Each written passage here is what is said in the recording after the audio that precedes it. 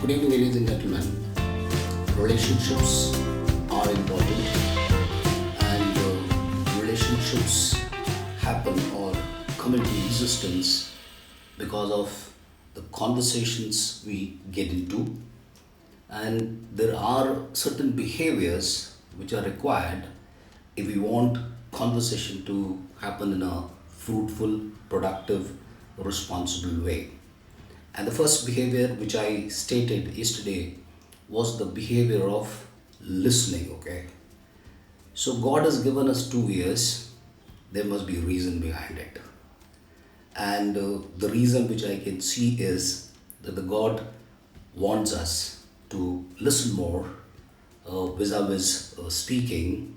Similarly, our ears are that part of our body which remains on work all throughout.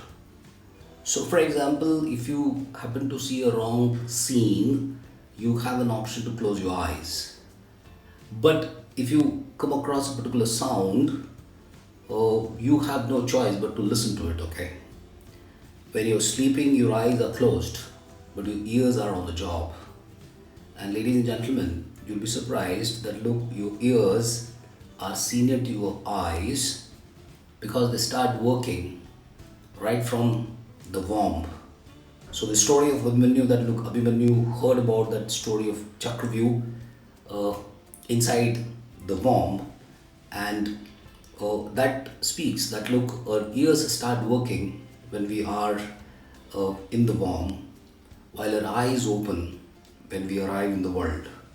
And hence, ladies and gentlemen, your ears are senior to your eyes, and hence listening is very, very important to come in touch with the reality, come in touch with what is happening in a given situation, in a given environment, where whatever type of conversation is happening.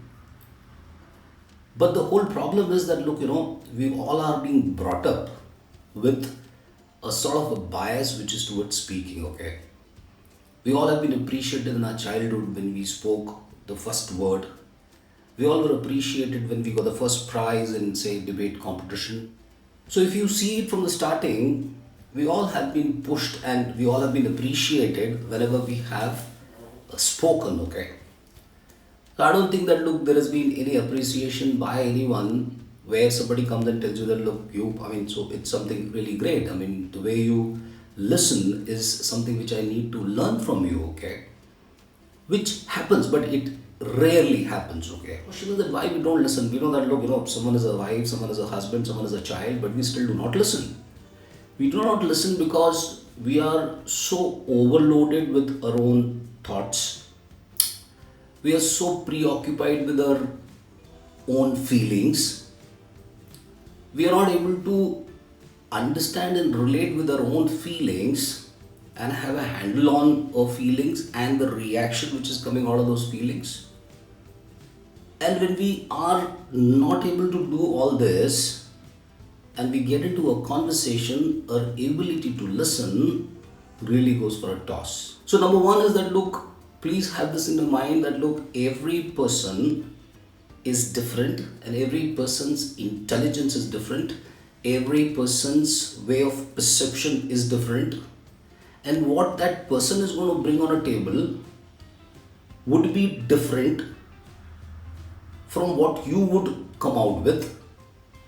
So appreciate the exclusiveness of everyone. So you have a child, exclusive. You have a wife, exclusive. You come from a different background. She comes from a different background. And hence, you need to listen to her story and she needs to listen to your story. And both of you need to figure out that look, both are special. The problem comes up when we get into an opinion. So husband creates an opinion about a wife and a wife creates an opinion about husband.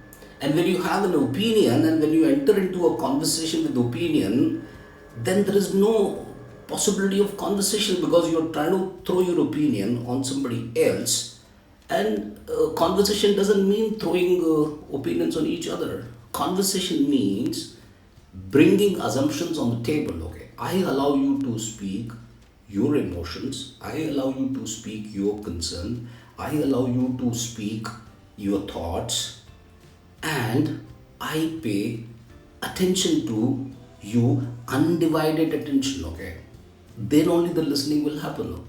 And if my attention is not undivided, or if it is scattered, I'm sure that whatever you listen only a part of it, you will not be listening. And when you do not listen, you miss a big time. And the consequences could be serious. So, one is that, of course, your relationship will get into a problem on and off. Now, look at the situation where you are not listening to your own child. The child wants to say something, and you've come back from the office, and then you have your office baggage being brought home, and you want to, you don't have that space, the mental space, and there's a child in the family who's waiting for you to come back from office, and he's got a lot of his questions to be, you know, shared with you, but you are into a very different state of mind. And here is your child, and knowing unknowingly, I know that, look, nobody does it deliberately, you would not be paying attention, and you would not be listening. And when you're not listening, there is a huge amount of learning which is getting compromised, and that learning is of no one else but your own child. So listening needs certain belief that people have diversity, people have different experiences of life, people have different cultural background, people have different emotional pattern because of the experiences they've gone through in life. So all this variety, which should convince us to hold our reins and pay attention to the person who's there, so that we get the perspective which is a newer perspective and different perspective. But the irony is that we are not ready to take the new perspective because we are so overoccupied with our own perspective. And then we also have these notions that, look, if I agree, then where do I go? People take stand, and people take positions, people get into an ideological fixation. When all that happens, the listening does not happen, because you can't get into a conversation, or you can't listen to a person if you have a conclusion in your mind. So your opinions, your judgments, your convictions, your biases, these are the things which are so integral to you, so that you are not able to figure out that, look, these are the things which are driving you, and you are being driven by all those things. Okay, and with all this baggage of stuff, you get into a conversation, whether it is a family situation or it is an office situation. And of course, when you come from a position, then also you do not listen. Okay, we can listen when we treat each other equal. So equality, empathy is the building, these are the building blocks for effective listening. Okay, so if I treat myself as a boss, and I come from a position of a boss, I come from a position of a department head, then there is a sort of difference which I'm carrying already in my mind. And with that difference, if I get into a conversation, my listening is going to be seriously challenged. So, ladies and gentlemen, listening is the fundamental of any conversation.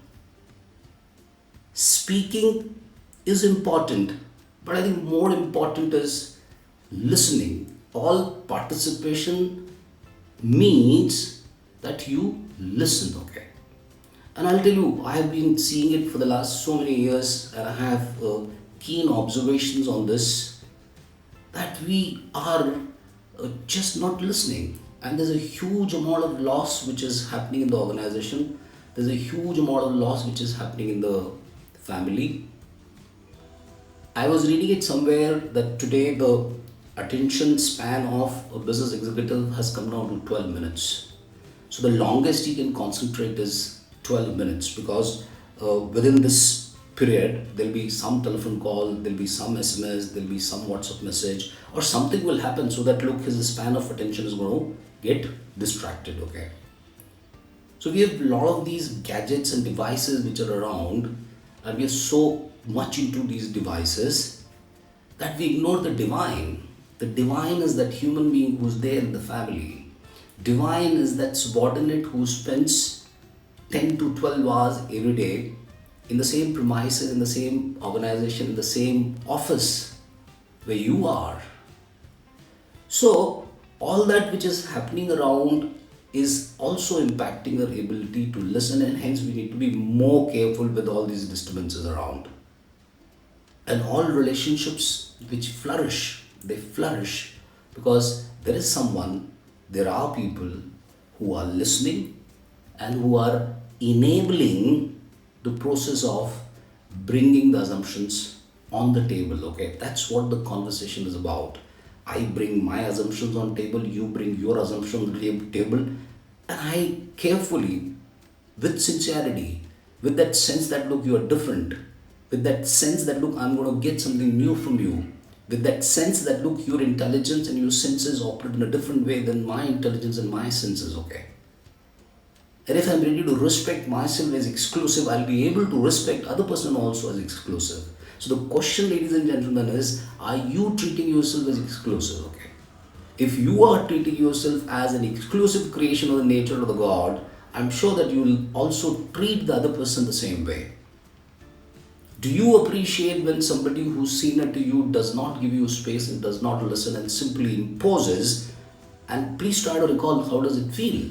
Similarly, knowing unknowingly, you may get into that same style which your boss has, and you may do the same thing with your subordinates. Please watch out. And it all happens so tacitly that you'll hardly be realizing that look, what are you doing and how you're doing, unless there is an organization where there are mechanisms where people's behaviors are being assessed, where you have a conversation consciousness at a particular level in the organization. Otherwise, a lot of productivity, a lot of business possibilities, a lot of improvements, all these things get into a problem because of the non-listening by the responsible people in the organization. Okay. So we generally have a tendency to get into a fight, or we have a tendency to get into a flight, but both of them are not required. What is required is being in the middle of the going, being there in the conversation. It's not about winning and losing. I think it's only about exploring. So when you say that, I'm attending a conference or I'm attending a seminar, what does it mean when you say attending? Okay. Attending means listening. When you say that, look, you're attending a guest, means what?